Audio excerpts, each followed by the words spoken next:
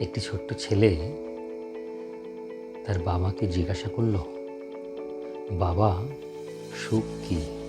বাবা কিছু না বলে তাকে নিয়ে একটি বাগানে গেল।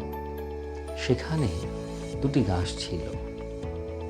একটি গাছ অন্য গাছের দিকে তাকিয়ে সবসময় ভাবত, ওর ফল বেশি, ও আমার যে সুন্দর। তাই সে কখনো নিজের সৌন্দর্য অনুভব করতে পারত না। দ্বিতীয় গাছটি সবসময় নিজের মতো করে বেড়ে উঠত। সে অন্যের সঙ্গে তুলনা করত না। সময়ের সঙ্গে সেও বেড়ে উঠল, ফল দিল, পথচারীদের ছায়া দিল।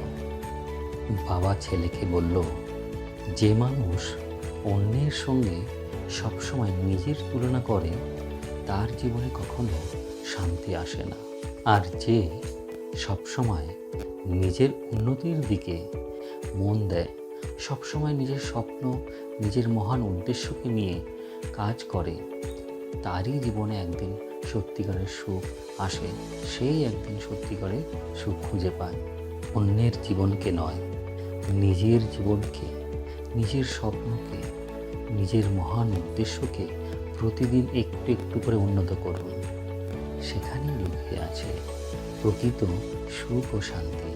सुकून की तलाश में दुनिया घूमते रहे लोग, जब खुद को जाना तो मंजिल अपने ही दिल में मिली।